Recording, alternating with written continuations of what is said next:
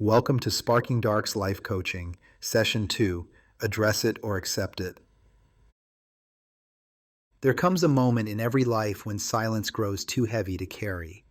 We convince ourselves that ignoring the problem is noble, that overlooking the insult is maturity, that brushing aside the hurt is proof of strength.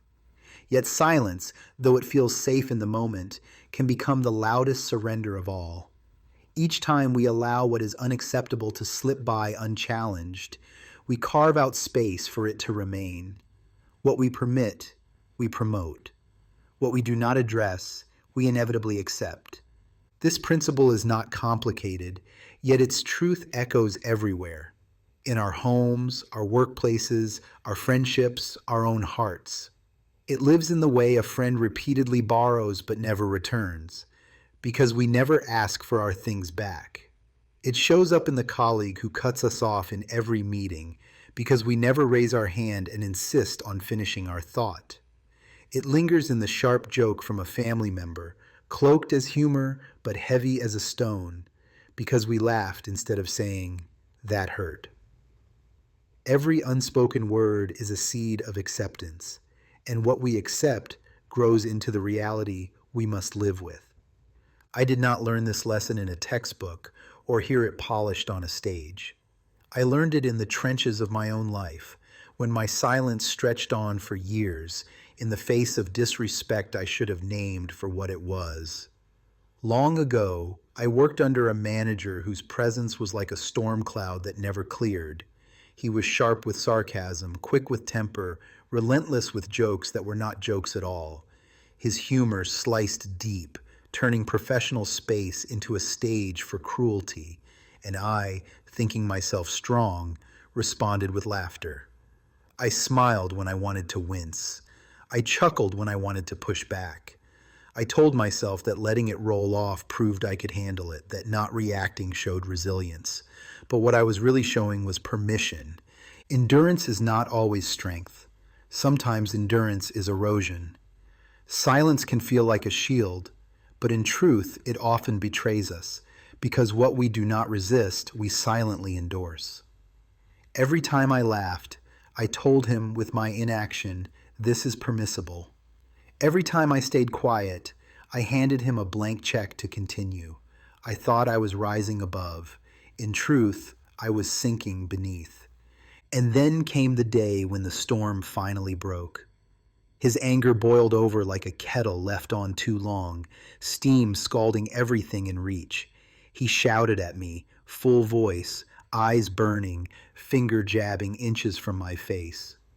It was not professional correction, it was an assault of dignity. And I stood silent, frozen in the blast. But silence never satisfies the soul. Later, with trembling hands and a heart pounding so loud I could hear it in my ears, I called him into a meeting. I steadied my voice, looked him in the eye, and drew a line that should have been drawn years before. I told him plainly, as my manager, he had every right to hold me accountable, to critique my work, to demand improvement. But what I would not accept, not then, not ever again, were the yells, the personal attacks, the humiliation. If it continued, I would escalate.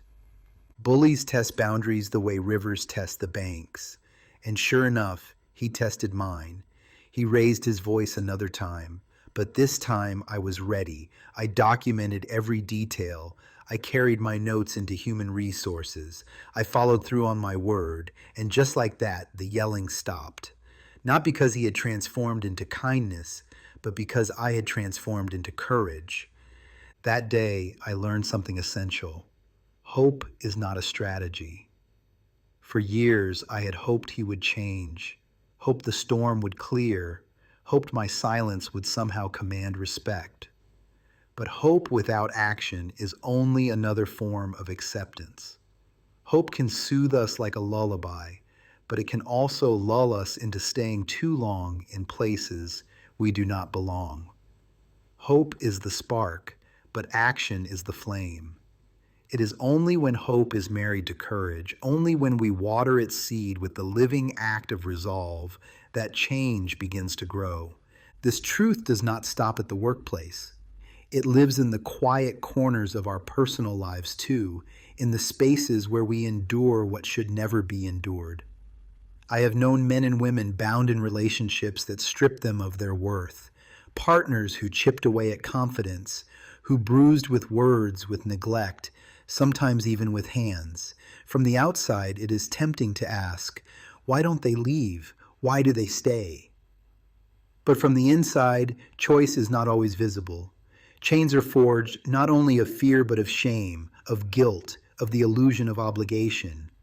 People stay because of a lie whispered into their ear. You have already given too much to walk away now. This lie has a name: sunk costs. It is the belief that because you have invested years, love, even your very self, you must keep investing to justify the past. But sunk costs are a trap. Imagine pouring water into a cracked vessel. The more you pour, the more you lose, yet you keep pouring because you've already wasted so much. This is how people waste their lives in toxic relationships, in dead-end jobs, in destructive habits, believing the past demands loyalty, when in truth it only demands a lesson. You cannot recover what is gone by sacrificing what remains. You honor what is gone by refusing to waste what is still yours. If this is you, if you are holding on to something that is breaking you, I need you to hear me. It is not weakness to walk away. It is wisdom. It is not failure to choose yourself. It is freedom. The investment you've already made is not erased by leaving. It was already spent. The only question is whether you will keep losing or finally begin to gain. Think of life as a river. You may have built your camp on its banks, poured your time and love into making it home. But if the river rises, floods your tent, poisons your well, erodes your foundation, you do not owe your life to that spot just because you built there once. You pack your things, you move upstream, you find safer ground. The years you spent there were not wasted. They gave you the strength to continue your journey. Every day, life presents us with this question: will you address it or will you accept it? A friend disrespects your boundaries. A boss belittles you. A partner erodes your spirit. Silence every time is consent. Action every time is change. But addressing does not always look like confrontation with anger. Sometimes it is as gentle as truth. Saying to a friend, "That crossed a line." Saying to a colleague, "Please let me finish." Saying to yourself, "This is not who I want to be." Addressing is not about rage. It is about clarity. It is about honoring yourself enough to draw the line and guard it. To address is to say, "I matter. My peace matters. My dignity matters. My future matters enough to defend, protect, and cultivate." To accept without challenge is to whisper to yourself, "I do not matter enough to change this." And that is the cruelest lie of all. Yes, addressing requires courage. Yes, it carries risk. People may resist your boundaries. Friends may pull away. Bosses may retaliate. Partners may leave. But the cost of silence is always greater. The cost of acceptance is always your soul. Here lies the paradox. When you address, you may lose comfort, convenience, or even relationships, but you gain yourself. And once you have yourself, your integrity, your voice, your strength, you have everything. Imagine a garden left untended. Weeds creep in without asking permission. They choke the flowers, steal the sunlight, strangle the roots. If you do nothing, the weeds take everything. Addressing is pulling the weeds. It is dirty work, sometimes painful, but necessary. Neglect is still a choice. It is choosing to let the weeds win. The cracked vessel will not hold water no matter how much you pour. The storm will not calm just because you hope it will. The weeds will not retreat simply because you wish them gone. Change comes only when you act. So today, I urge you to act. Address what hurts. Speak what must be spoken. Walk away when walking away is the only path to freedom. Set boundaries that guard your soul. Separate yourself from what poisons you, because this truth cannot be shaken. If you do not address it, you accept it. And you are far too valuable, your life far too sacred, to live in quiet consent to what breaks you. Choose courage over silence. Choose clarity over confusion. Choose action over hope alone. And when you do, you will find a peace deeper than avoidance ever gave you. A peace not built on endurance but on integrity. A peace not born from silence but from truth. Picture yourself now at the edge of a wide field at dawn. Behind you lingers the night, heavy, suffocating, silent. Before you stretches the horizon, painted in fire, calling you forward. In your hand is the choice you've always had, to speak or to stay silent, to rise or to remain bowed, to address or to accept. Both paths are open, but only one leads to freedom. Take the step, draw the line, pull the weeds, break the silence, because this will always be true. You were never powerless. You have always had the choice, and your life is far too important to live as though you do not. Address it or accept it.